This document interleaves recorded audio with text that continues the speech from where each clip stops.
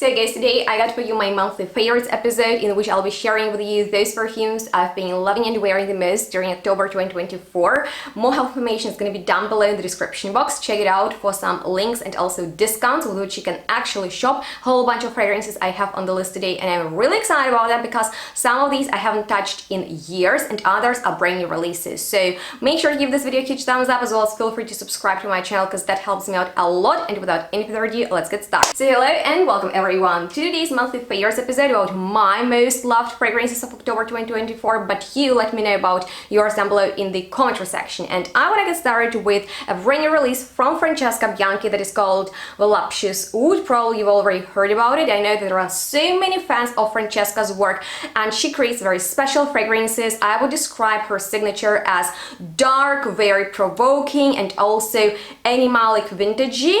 And I have a lot of fragrances from her line, so I was really looking forward for her first oud fragrance, and when it arrived I tried it out and gotta be honest with you, didn't really understand the fragrance right away. So her perfumes are so complex that you really need to take your time just to get the evolution of perfumes, and this is not an exception. Definitely fits well into her line, being like this dark beautiful fragrance with some caramelized leather in the background. I really smell more of a fruitiness in here, but it's not that crisp juicy type of summer fruity note. It's rather dark, kinda dry plum, and maybe some red berries with a veil of powder on it, and some very luxurious, beautiful, high quality oud in the background. And I was so surprised that oud is actually in the name of this fragrance, because it's not enough of oud for me to put it there in the name. It's just like a fragrance featuring the note of oud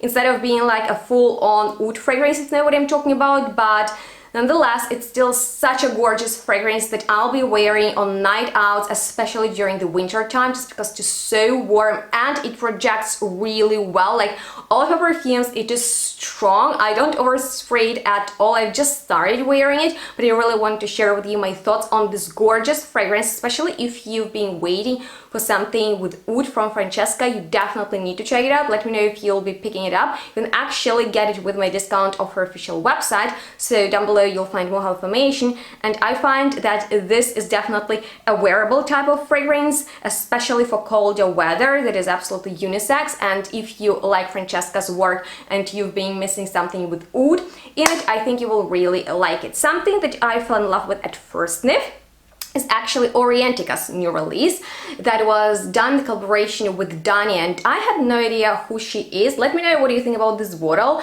I know that it might be not for everyone, but this fragrance is just a dream, you guys. I haven't smelled anything as beautiful and just, yeah, absolutely catchy in a long time. So this is kind of like a perfect blend of summery, sunny, fruity notes, some creamy sweetness, and beautiful musky woodiness. So we have some peach in here with gardenia and coconut. It is hitting on that tropical side. Vanilla is sweet, but it is not candy sweet. Tuberose just brings so much fresh and very white floral energy to this fragrance that dries down into the fragrance of your dream. I don't know what it is about it, but it is so perfectly balanced that I've missed perfumes like it. It is bold, just very strong. It has very recognizable identity, and you can easily make it your signature scent. Some perfumes like Delina or something else go viral because they have very prominent and recognizable scent. I find something like this way more pleasant, but at the same time, you know, it makes a bold statement, and I'm so in love with this perfume that I highly recommend you check it out in case you've seen it and you've been interested in this perfume. It is worth it. It smells divine. It's something so easy to understand, and it just made me crave more perfumes in this style. And I don't know why I thought of Good Girl Gone Bad by Kilian. I have one version of that fragrance, but I've been interested in some dupes for that perfume, and don't get me wrong, that's not it, but I've been just, you know, into that style of fragrance. So I realized that I have this matte gem from Fantasy Community Perfumes in my collection. Such an affordable, great indie brand, and Matte Jam has been a favorite of mine, but then I don't know, I just stopped wearing it and I got back to it, and you know what, it's very similar to Good Girl Gone Bad. So think about this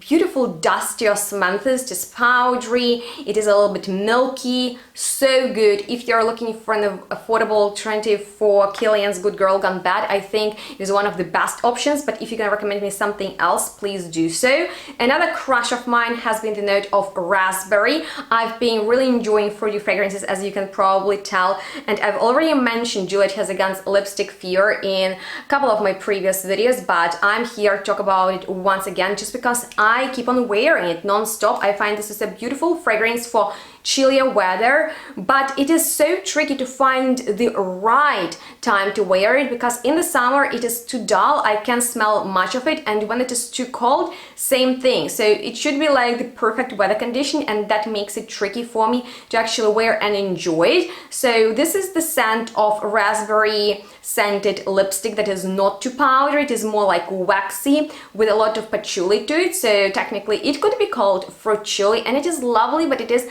a little bit too intimate. So on the days when I want more of that, you know, fruity raspberry compote type of effect, I've been layering it with another fragrance, and it is from Chaboud called Caprice de Jean. Now, I've been wearing it a couple of months ago, then I stopped, and now I got back to it. So this is way woodier type of a fruity fragrance, but it is also more juicy, less powdery. So we have beautiful cherry in here mixed with the lychee, with pear, with you know, some citruses and woody notes. It smells amazing. Kind of mainstream going niche, so perfect for those who are transitioning from luxury into the niche world. It is very mass appealing. I always get compliments for it. I never know which fragrance brings me more compliments because I often wear them together. And by the way, you can get these perfumes from So Avant-Garde, Juliette Hazegan, and on the official website from Chaboud with my discount. So just in case you'd be interested in something fruity but with, you know, that autumnal vibe, because most of the times I reach out for full-on fruity perfumes when it's hot outside. Let me know about you, but there are so many kinds of fruity notes in perfumery that I could easily do like an updated top list on fruity fragrances for colder season. Let me know how that sounds to you. And since I've talked to you about my raspberry obsession, and probably I need to do another best of, or just, you know, like a top list of raspberry featuring fragrances for you, I've been still wearing this dupe from One Perfumes on Celeste from Giardini Toscana. It's called 0559, non-stop every evening, no joke guys. I go on the couch and I spray a bit of this fragrance. My gosh, this is gonna be like for evenings of fall 2024, captured in a bottle right here.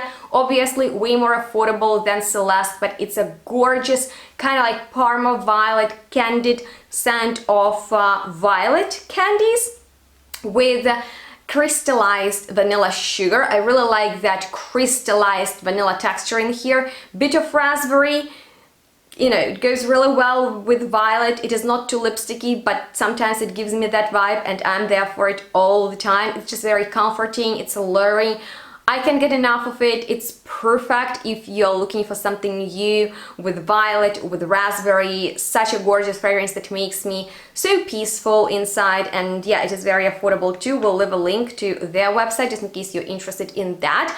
And speaking about juicier fragrances, actually I found perfume that is in that style but smells really nice on the fresh, crisp autumnal air, and this is a new release from Michael Kors called Perfume. This bottle is amazing. I bought this perfume to wear to work, which I do every single day. When I go out early in the morning, I make a few spritzes on myself of this very crisp, juicy, mouth-watering, fruity, musky type of fragrance. I haven't smelled many of those because musk can be animalic, it can be very powdery, and it can be a little bit challenging sometimes. Actually, it's one of my favorite notes, but I don't like all musky fragrances. It should be a really well done one. And so far, I've smelled only one perfume in this style, which is actually Musk Therapy, that is way more expensive than Perfume, and they have different scents, but in terms of how crisp and juicy and bright this musk smells, my gosh, such a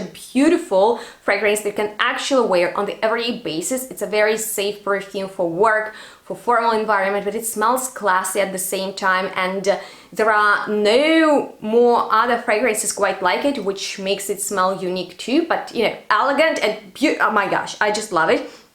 I have just a couple of more days to wear it, and then I will buy something new to wear to work. This is my plan, just to buy one perfume for work and then wear it the whole month, because you know, I love to mix perfumes, I love to layer fragrances, and because of that perfume I wanted like something in that fluffy musk style, and that's for I pulled out these tiny little cute oils from Sarah Horowitz, and she has gorgeous fragrances. I started wearing Perfect Vanilla. Oh my gosh, this is like your richer type of vanilla perfume, so sweet but at the same time with a woody aspect, so it's not like that candy vanilla. Gorgeous, it's a very rich vanilla. And Perfect Veil, that is the most perfect clean musk type of fragrance. It smells amazing. You can wear it anywhere, anytime, and smell gorgeous, very timeless too. So this is my nighttime combo that I'm wearing to bed.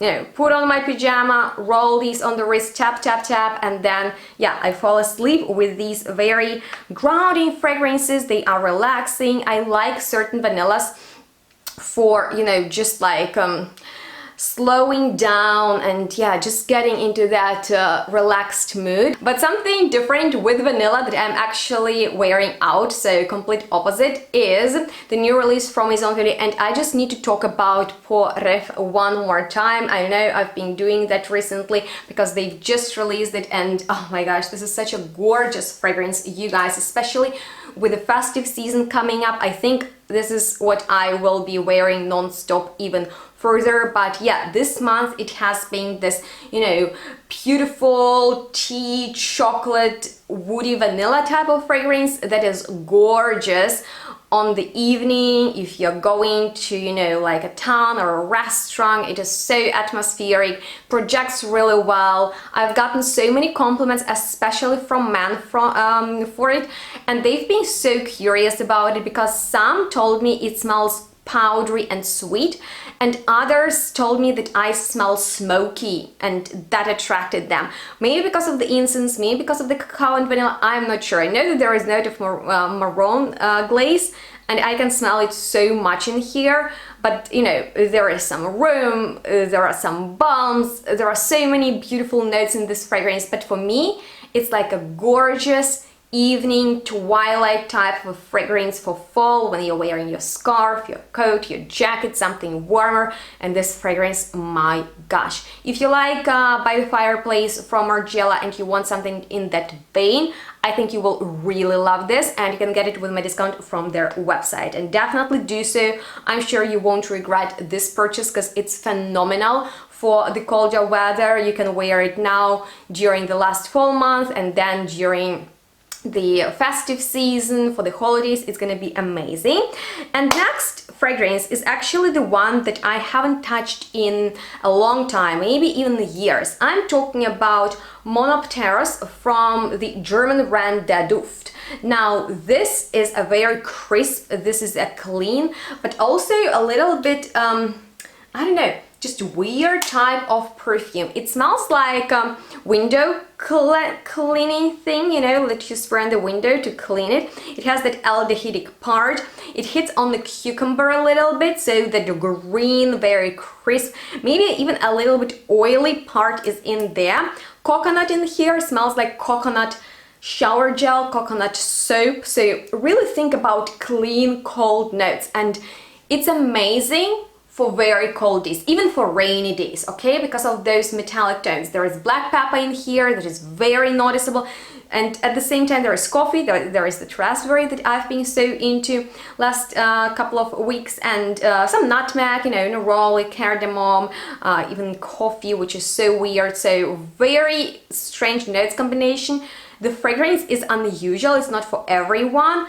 I kind of forgot about it, and then randomly I pull it out from my, you know, just ginormous collection, and I was like, dang, this is so nice, especially on a rainy, muddy, even, you know, like foggy fall day. If you're somewhere in England or where, you know, the weather is kind of like that, you really need to check it out. I don't know if it's still around, but I just really wanted to share with you that one. However, I want to complete this video on my all-time favorite, and this is another fragrance that I rave about all the time on my channel, but let's do that once again and talk about Holy Rose. The dent on it is getting bigger, and I don't usually wear fragrances on repeat from my collection because I constantly buy new perfumes, get new stuff to wear, but Holy Rose just has a soft spot in my heart. This is like the juiciest, pepperiest, oiliest, darkest rose you can get that is so bright at the same time. I don't know, it's a vampy fragrance now with Halloween and everything. I find it's perfect. It is not too dark, it is not too floral. I love that peppery juice in the opening. It's fantastic. Very long living perfume. When I wear it, I'm like, oh, smells so good, I want more. And it's very special. I find like this is the perfect rose. It's not just about the rose, it's kind of like the smoky, the dark, the juicy, the peppery rose, you know, with patchouli, with leather, with blackcurrant, with all of those good stuff for the winter time. Just in case you happen to love rose, I know that not everybody's crazy about it, I don't get it, but I know it. Check it out, it's so nice, it's just really special. You'll be definitely, you know, wowed by it, or you'll have like a bold opinion on this perfume because it's pretty strong, and you can get it with my discount like many of the fragrances I've shared with you today. So make sure to check out the description box for all of that help information. Drop a comment below if you're familiar with any of the mentioned fragrances. Oh, I actually forgot one. Oh my gosh, this has been my go-to for, you know, an evening walk with the dog, or just, you know, if I'm going to some place fancy. I know these are very different occasions I've just described, but it's free from Memoirs d'Amour. My gosh, this is a full-on woody, spicy, dark, very, yeah, just deep fragrance. Sometimes I feel like it goes into my soul. It is so extreme, and it smells very niche, you know, like sometimes perfumes smell cheap and other times they smell expensive. It even has some bitter thing to it, and Walking on the Fallen Leaves, perfect for that. So yeah,